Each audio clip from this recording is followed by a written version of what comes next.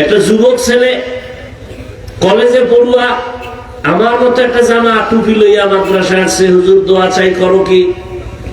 কোন মাদ্রাসায় পড়ুনি? কয় না, কুমিল্লা কলেজে পড়ি। এই অবস্থা কেন? কয় হুজুর উলামায়ে কেরামের দোয়া বয়ান শুনে এই লাইনে আসছি, আমি আর কলেজে পড়বো না, মাদ্রাসায় যাব। আমি বললাম পরামর্শ কার? কয় আপনার। আমি আমার সাথে তো মাত্র দেখা, তুই কি পরামর্শ নিলি? নিতে আসছো? হ্যাঁ। আমি যা বলবো মানবি নি? মানবো। তাহলে তুই কলেজের লেখাপড়া বাদ দিবি না, তুই একটা ডাক্তার হ, ইঞ্জিনিয়ার, যা কিছু হ, তোর মতো ডাক্তার ওসি ডিসিএসপি হ, তাও আমাদের অনেক লাভ। তুই যে এই জামা জমা পড়ে ক্লাস করো কথা, শিক্ষক শিক্ষিকারা কিছু কয় না? শিক্ষকেরাও খুব মহব্বত করে, শিক্ষিকারাও আমার দোয়া করে। আচ্ছা বাদ দেহেডি, তোর ক্লাসে মেয়েরা নাই আছে, ছেলেরা এরা কিছু কয় না? না, দুষ্টামি যারা করে ওদেরকে ওরা আমার মাঝে মাঝে ডাকে। মেয়েরা কয় ও একটু আল্লাহর লাইনে আছে, ওরে ডিস্টার্ব করিস না, ওরে সাইডে দে। মেয়েরা সাক্ষী দিয়ে আমার সরাই দেয়, আমি গুনাহ থেকে মোটামুটি বাইসা যেতে পারি। কিন্তু এরপর আমার মন ভালো না, আমি চাই পুরা বুজুর্গ হয়ে যাবো, গুনা টুনা রাস্তায় থাকবো না।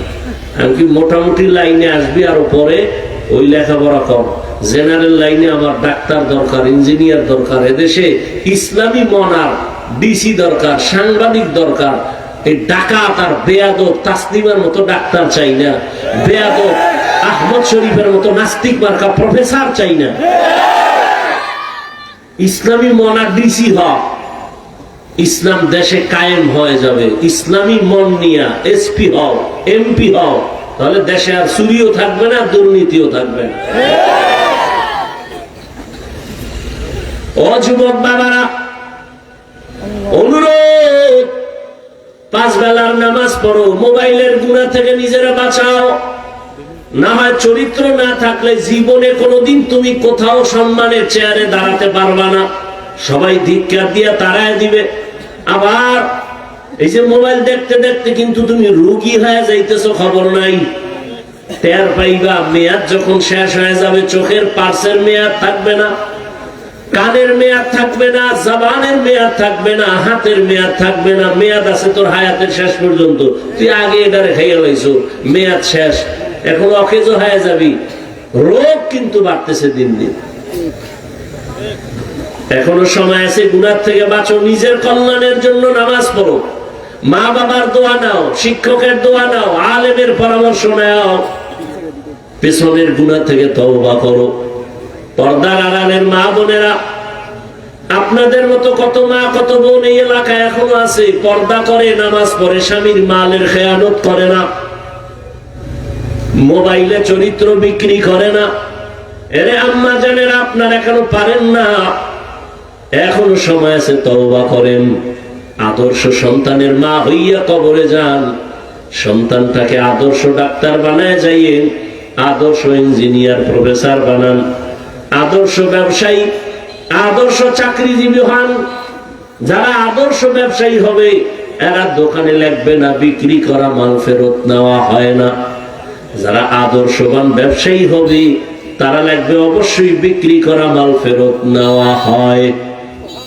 যারা লেখে হয় না, এরা ধোঁকাবাজ, এরা কাস্টমারের ধোঁকা দেয়।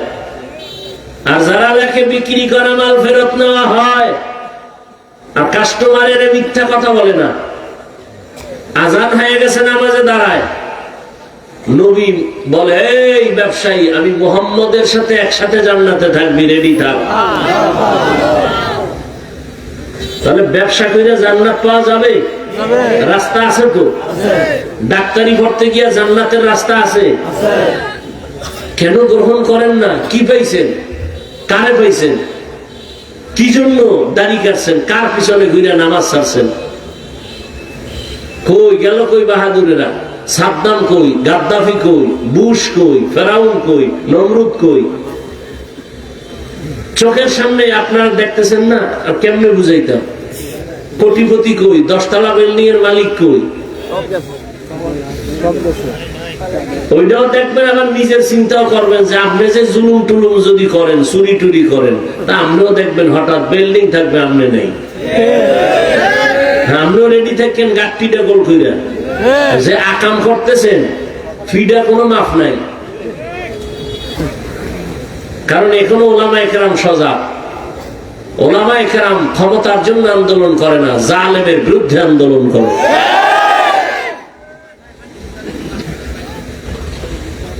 খাঁটি মুসলমান হয়ে যদি মরতে চান, পিছনের গুনাহ থেকে তওবা করে মাফ নেন, সামনে গুনাহ করবো না বলে ওয়াদা করে।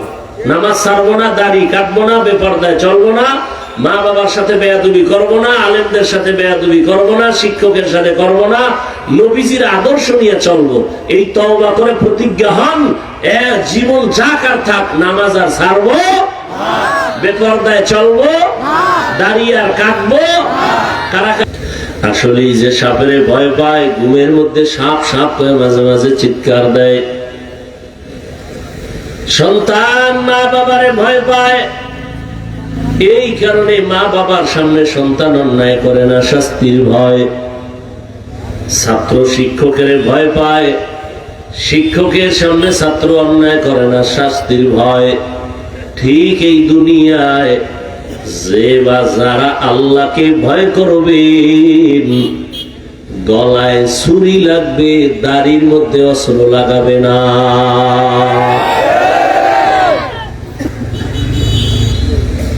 কখনো দাড়ির মধ্যে অস্ত্র লাগাবে না। অথচ দুঃখ লাগে রে বাবারা, অনেক কপাল পোড়া যুবক আছে, শিক্ষিত মানুষ আছে, যদি আপনি বলেন ভাই দাড়ি রাখেন না কেন, মুসলমান হিসেবে তার অন্তর যদি আল্লাহর ভয় থাকতো তো বলতো হ্যাঁ দাড়ি রাখা দরকার, পারি না, দোয়া করব, চেষ্টা করব। কিন্তু কি পরিমাণ বেয়াদব, প্রশ্ন করলে দেখবেন বলে দাড়ি না রাখলে অসুবিধা কি আছে না নাই? তুমি দাড়ি রাখো না, ভয় নিয়ে তুমি দোয়া চাইবা, আর যদি তুমি বলো অসুবিধা কি, তাহলে এর থেকে বেয়াদবি দুনিয়াতে আর কিছুই হতে পারে না। আল্লাহ হেদায়েত দান করুন। নামাজ না পড়লে অসুবিধা কি? তো তুমি যে অসুবিধা কি স্লোগান দাও, নবী যদি বলে তোর মতো বেয়াদব উম্মত আমার না হইলে অসুবিধা কি, তখন উপায় কি হবে?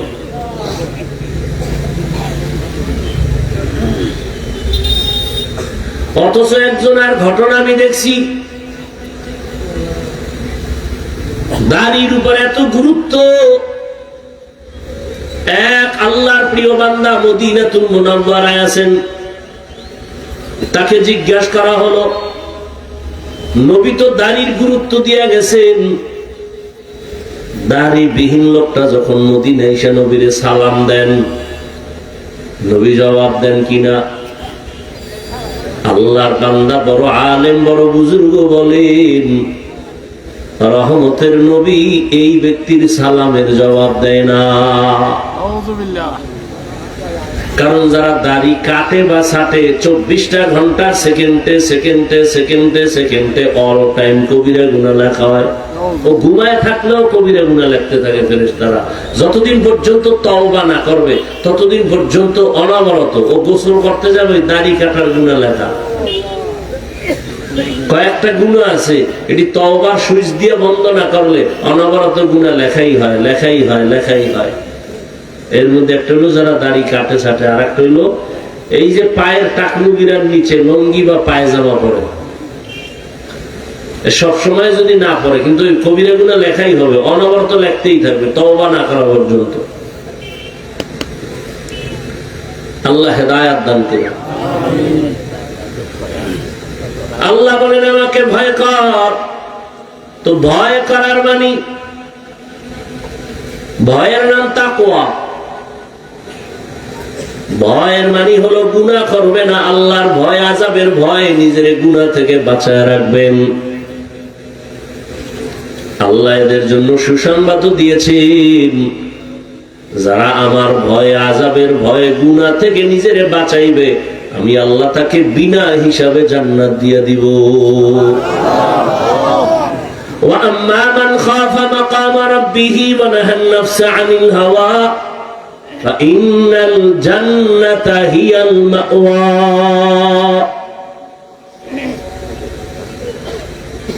দ্বিতীয় আল্লাহ আদেশ দিলেন মুসলমান না হয়ে মরবি না, ওয়ালা তামুতুন্না ইল্লা ওয়া আনতুম মুসলিমুন।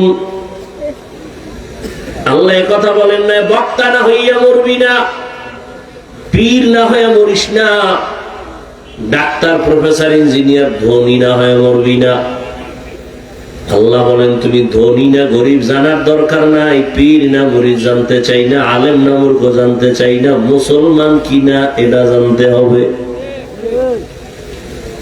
কারণ প্রত্যেকটা মানুষের আল্লাহর কাছে প্রিয় আসল পরিচয় হলো মুসলমান।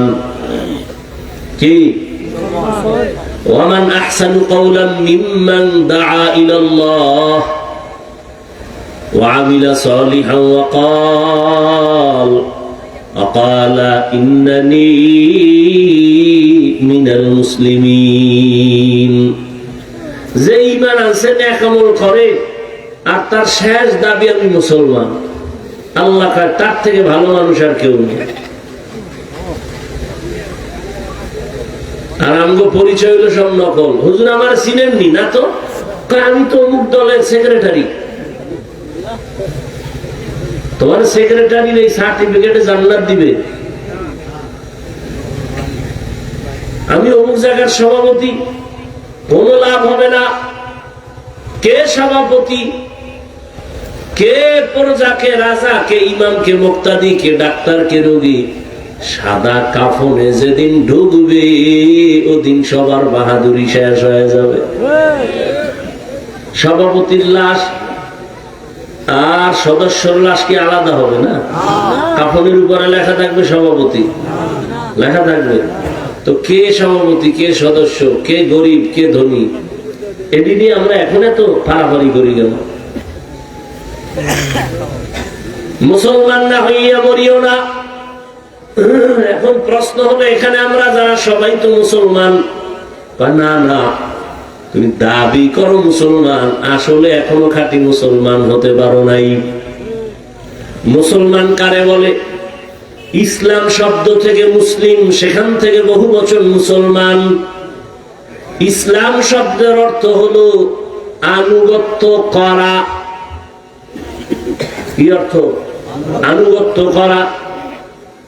যে আনুগত্য করে তার নাম মুসলিম।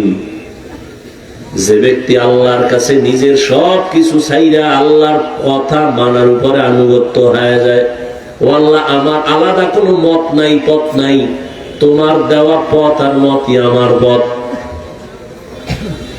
আমার কোনো ব্যক্তিগত আদর্শ নাই, মদিনাওয়ালা নবীর আদর্শটাই আমার আদর্শ। আমি আমার নিজের মন মতো খানা খাবো না, নবীর তরিকায় খাবো। জুতা পরা আমার নিজের কোনো তরিকা নাই, নবীর তরিকাই আমার তরিকা। আমি বাথরুমে যাই, আমার কোনো সিস্টেম নাই, নবীর সিস্টেমটাই আমার সিস্টেম। আমি বাথরুমে যাব বাম পা দিয়া, টুপি বইরা যাব বা মাথা ঢেকে যাব, খালি পায়ে যাব না, নবীর তরিকাই মানি। দুনিয়ায় কল্যাণ, পরকালেও জান্নাত। মুসলমান মানে আনুগত্যকারী। এখন আনুগত্যকারী তো হতে পারি নাই। যে ব্যক্তি আল্লাহর কাছে আনুগত্য করবে ওই বান্দা কখনো গুনাহ করবে না। অতএব গুনাহ থেকে নিজেকে বাঁচানোই হলো খাঁটি মুসলমান হওয়ার একমাত্র পথ। গুনাহ থেকে বাঁচবেন কেমনে? পিছনের একটা অংশ গেছে জীবনের গুনাহ সহ, সামনে আর একটা জীবন আসতেছে, ওটা গুনাহ হতে পারে, হয় না এখনো। পেছনের যে গুনাহ হয়ে গেল, এখান থেকে পবিত্র হওয়ার একমাত্র মেডিসিন হলো তওবা, ইস্তেগফার। সামনের জীবনে যেন আমার দ্বারা কোনো গুনাহ না হয়, হাতের গুনাহ, চোখের গুনাহ, পায়ের গুনাহ, অন্তরের গুনাহ, সেজন্য আলাদা আর একটা মেডিসিন লাগবে, ওটার নাম তাকওয়া, আল্লাহর ভয়। আর এই দোনোটা যদি বান্দা নিজের মধ্যে নিতে হয়, এই দুনিয়ায় বর্তমানে আল্লাহর খাস উলামায়ে কেরাম যারা আল্লাহওয়ালা, যারা তাদের নেক নজর ছাড়া সম্ভব হবে না। আল্লাহওয়ালাদের নেক নজর লাগবেই। উলামায়ে কেরামের সোহবত লাগবেই, না হয় তার দুনিয়াও বরবাদ আখিরাতও বরবাদ। আল্লাহর প্রিয় বান্দাদের নেক নজরের মধ্যে আলাদা পাওয়ার আছে। কোরআনের ভাষায় ওই পাওয়ারের নাম ফুরকান, হাদিসের ভাষায় ওই পাওয়ারের নাম হলো ফেরাসাত। সাধারণ মানুষ যা দেখে না, আল্লাহর প্রিয় বান্দারা অনেক কিছু দেখেন, আল্লাহর দেওয়া নূরের আলো দিয়ে দেখেন। ওই পাওয়ারের নাম ফুরকান, কোরআনের ভাষায় হাদিসের ভাষায় ফেরাসাত। ওমরে ফারুক খুতবা পড়তেছেন, হঠাৎ একটা অপ্রাসঙ্গিক আওয়াজ দিলেন, খুতবার সাথে সংযোগ না, আলাদা একটা আওয়াজ দিলেন। কি? এক ব্যক্তিরে ডাক দিলেন, ইয়া সারিয়াতাল জাবাল। একবার না, তিনবার, ইয়া সারিয়াতাল জাবাল, খুব জোরে, ইয়া সারিয়াতাল জাবাল। এই সারিয়া, পাহাড় পাহাড় পাহাড়। ওমর যেখানে আওয়াজ দিছেন, সারিয়া কোথায়? কয় ওমর যেখানে আছেন ওখান থেকে 2000 কিলোমিটার দূর ইরানের ভেতরে সারিয়া যুদ্ধ করে। 2000 কিলোমিটার দূরে খুতবার মধ্যে ওমর কয় সারিয়া পাহাড়। সারিয়ারে জিজ্ঞাসা করা হলো, ওমরের আওয়াজ শুনছিলা? কাছে বৈশা যেভাবে শোনা যায় ওইভাবেই শুনছি।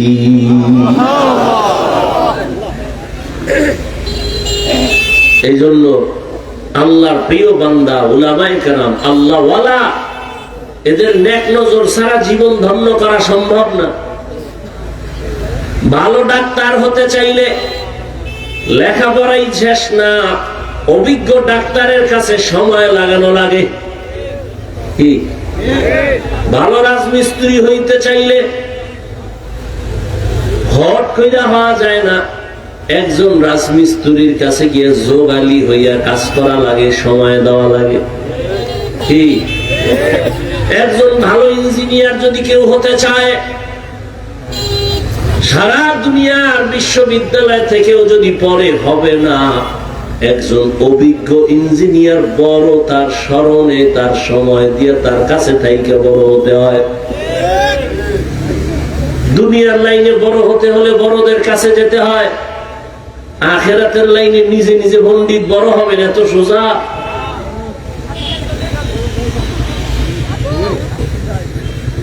ওমরের মতো বান্দা এত বড় কেন, যারা শয়তান দেখলে ভয় পায়? রহমতের নবীর নেক নজর লাগছে, এই জন্য ওমরের দাম বেড়ে গেছে। আল্লাহওয়ালাদের নেক নজর যার মধ্যে লাগবে, সে স্বর্ণের মতো দামি হয়ে যাবে, স্বর্ণের মতো দামি। শোনেন, দুনিয়াওয়ালারা মানুষের সম্মানের চেয়ারে বসাইতে গেলে যোগ্যতা খুঁজে। কি যোগ্যতা আছে চেয়ারে বসা? আর আল্লাহ কয়, আমি যারা চেয়ারে বসাবো আমি যোগ্যতা খুঁজি না, আমি রাস্তার এক রিক্সা ড্রাইভারের ধইরা বসাইয়া যোগ্যতা দিয়ে দিই। তবে আমার নিয়ম হইল এই কলবটা গুণামুক্ত থাকা লাগবে। আমি আল্লাহ ধনী না, আলেমও দেখি না, আমি দেখি কলব পরিষ্কার না। যার কলবটা স্বচ্ছ আমি তার চমকায় দেই, দুনিয়াতেই চমকায় দেই।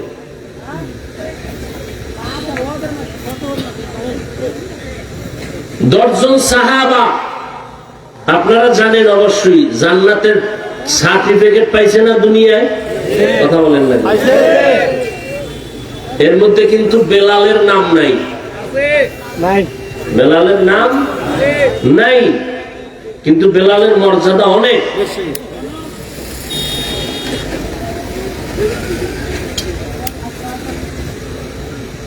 তো আল্লাহ যাকে সম্মান দেয়। মক্কার পাশে বৈশা রহমতের নবী কথা বলতেছিলেন। মক্কার বড় বড় লিডার, নবীর উদ্দেশ্য হলো যদি দিনের পথে আসে তো ইসলামের লাভ। নবী এক ধ্যানে তাদের সাথে কথা বলতেছেন, বুঝাইতেছেন। পেছনে একজন লাঠি লইয়া আসছে, এক সাহাবী অন্ধ। আইসা দেখেন নবী ব্যস্ত, আস্তে হালকা একটা সালাম দিয়া ওই এক কোনায় যায় বয়ে রয়েছে। নবী ওদিকে সালাম শুনছে ঠিক, কিন্তু আর খেয়াল এই মাথাওয়ালা বড় বড় লিডার, আর ওই সাহাবী চুপচাপ বইয়ে রয়েছে, অন্ধ, গরিব, জীর্ণ শীর্ণ চেহারা, পোশাক। আল্লাহ কায় জিবরাইল কোরআন শরীফের আয়াত লয়ে যাও তো নবীর কাছে।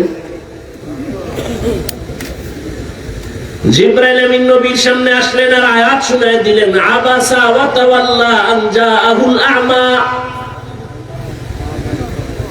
আয়াত দিয়ে নবী তো চমকায় গেছে। কি আল্লাহ কয়, ওই আমা, ওই যে অন্ধ, এই মাথাওয়ালা লিডারের কোনো দাম আমার কাছে নাই, ওই অন্ধ সাহাবী গরিব আমার কাছে বড় দামি। নবী আপনি ওদিকে যান, এই বার্তাটি আমার কোনো কামে লাগবে না, এটি আর আপনার সময় লস করতেছে, আপনি ওরে সময় দেন। আয়াত নাযিল হয়ে গেছে সাহাবীর শানে। যতদিন পর্যন্ত ওই সাহাবী জিন্দা ছিল, নবী ততদিন পর্যন্ত নিজের চাদর বিছায় দিতেন, বসো, তোমার নামে কোরআন থেকে আয়াত আসছে, আমার আল্লাহ পাঠাইছেন,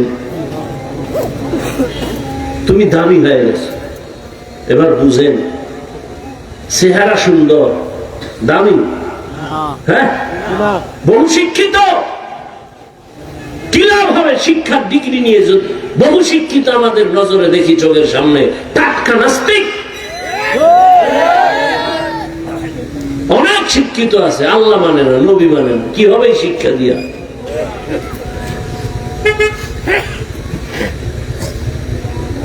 মক্কার কাফেরেরা বলতো মুহাম্মদের কাছে যাব, কিন্তু মূর্খ লোক বয়ে রয়েছে, আশেপাশে যাইতে মন চায় না। আমাকে গ্রামে কয় না খাওয়ার বাহানা, ভাজা মাছের ঝোল, ও খাইবে না, এরপর ভাজা মাছের ঝোল দাও। ওই বেঈমানের গোষ্ঠী কালেমা পড়বে না, একটা অজুহাত দিল। মুহাম্মদের কাছে মনে চায় যাইতে, কিন্তু মূর্খ লোক পাশে বসা, তো কেমনে যায়? এই বাংলাদেশে ওই বেঈমানদের কিছু অন্তর পচা মানুষ এখনো আছে এই দুনিয়ায়। কি বলে জানেন? তাবলিগে মূর্খরা যায়, চরমনায় মূর্খরা যায়, আমরা সেখানে যাবো কেন? বলে না, বলে না? কত বড় নিকৃষ্ট বেয়াদব!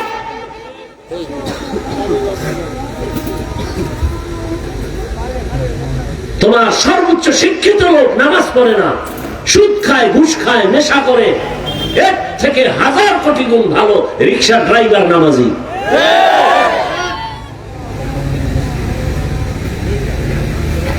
আল্লাহ হেদায়েত দান করুন। ইয়া আইয়ুহাল্লাযীনা আমানুত্তাকুল্লাহা হাক্কা তুকাতিহি ওয়া লা তামুতুন্না ইল্লা ওয়া আনতুম মুসলিমুন। ও আমার কলিজার যুবক, ও পর্দার আম্মা জানেরা, বোনেরা, আমি এতক্ষণ আপনাদেরকে যত কথা শুনাইলাম, একবারও কিন্তু বলি না এই যুবকেরা স্কুলে তালা দিয়া মাদ্রাসায় আয়, আমি পাঁচকুল্লি পড়ছি, তুইও পড়, একবারও বলি না বাবা। আমি তাবলিগের লাইনের সন্তান, একবারও বলি না তাবলিগ না করলে জাহান্নামে যাইবা। আমি কওমি মাদ্রাসার সন্তান, একবারও বলি না কওমিতে না গেলে জাহান্নাম। না, আমি পীরের মুরিদ, আমি একবারও বলি না তুমি পীরের কাছে যাও। আমি কি বলতে চাই বুঝো বাবা? স্কুলে পড়ো আলহামদুলিল্লাহ, কলেজে পড়ো আলহামদুলিল্লাহ, চাকরি করো, ব্যবসা করো আলহামদুলিল্লাহ, তুমি একজন ডাক্তার হও, প্রফেসর হও, ইঞ্জিনিয়ার হও, একজন ব্যবসায়ী হও, চাকরিজীবী হও, তবে দাবি আমার ছোট একটা বেয়াদব হইও না। তোমার ব্যবহারে কোনোদিন মা বাবা যেন কষ্ট না পায়, আলেম কষ্ট না পায়, শিক্ষকেরা কষ্ট না পায়। মা বাবার দোয়া নিয়া, শিক্ষকের দোয়া নিয়া, ওলামায়ে কেরামের পরামর্শ নিয়া তুমি নামাজ পড়ো, চোখের হেফাজত করো, কলেজে পড়লেও জান্নাত রেডি, ডাক্তার হইলেও জান্নাত, ইঞ্জিনিয়ার হও, জান্নাত পাইবা। যদি সবার দোয়া নিয়ে চলো, নবীর আদর্শ মতো চলো, ঢাকা কলেজে যাও, জাহাঙ্গীরনগরে যাও, বহু ছাত্র পাগড়ি মাথায়, দাড়ি লম্বা, 5 ওয়াক্ত নামাজ পড়ে, পিছন থেকে তাকাইলে মনে হয় মসজিদের খতিব, অথচ মাদ্রাসার ছাত্র না, কলেজে পড়ে ঢাকায়। কিও তোমার এমন রং কেন? আলেমের নেক নজর লাগছে, আল্লাহর প্রিয় বান্দাদের নেক নজর লাগছে, তো আমার রং পাল্টায় গেছে।